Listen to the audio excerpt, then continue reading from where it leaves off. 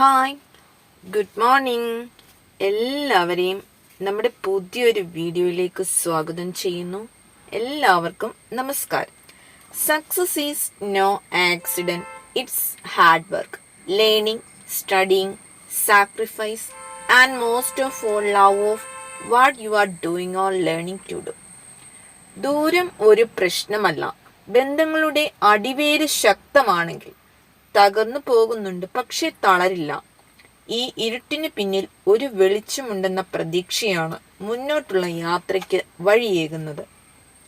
പച്ച വെള്ളത്തിന് പോലും ആരുടെ മുന്നിലും ബാധ്യത വെക്കരുത്.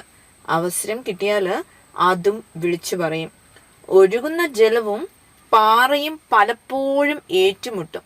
ജയിക്കുന്നത് എപ്പോഴും ജലമായിരിക്കും. അതിന്റെ ശക്തി കൊണ്ടൊന്നുമല്ല, നിർത്താതെയുള്ള പരിശ്രമത്താലാണ്.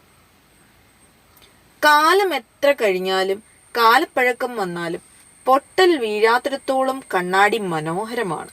ബന്ധങ്ങളിൽ വിള്ളൽ വീഴാത്തിടത്തോളം ജീവിതവും മനോഹരമാണ്. നിങ്ങളുടെ ഭാവി പ്രവചിക്കാനുള്ള ഏറ്റവും നല്ല മാർഗം അത് സൃഷ്ടിക്കുക എന്നതാണ്. എബ്രഹാം ലിങ്കന്റെ മഹത്തായ ഒരു വചനമാണ്. നിങ്ങളുടെ ഭാവി പ്രവചിക്കാനുള്ള ഏറ്റവും നല്ല മാർഗം അത് സൃഷ്ടിക്കുക എന്നതാണ്. നിങ്ങൾ നിങ്ങളോട് തന്നെ സത്യസന്ധത പുലർത്തുന്നുണ്ടെങ്കിൽ നിങ്ങൾ ഒന്നിനെയും ഭയക്കുകയില്ല.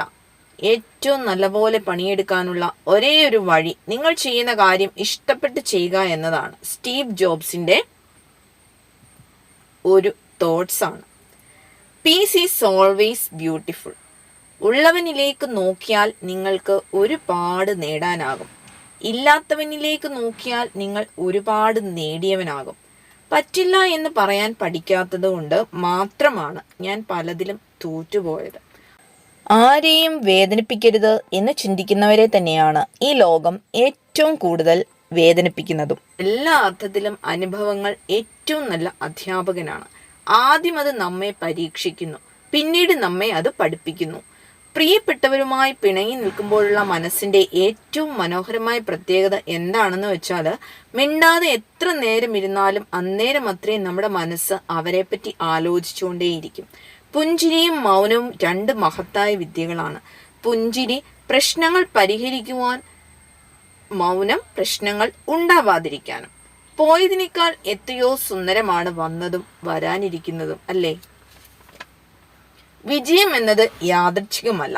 അത് കഠിനാധ്വാനവും നിരന്തര പ്രയത്നവും അറിവും ത്യാഗവും അതിലെല്ലാം ഉപരി ചെയ്യുന്ന പ്രവൃത്തിയോടുള്ള സ്നേഹവുമാണ്. Accept your past without regret.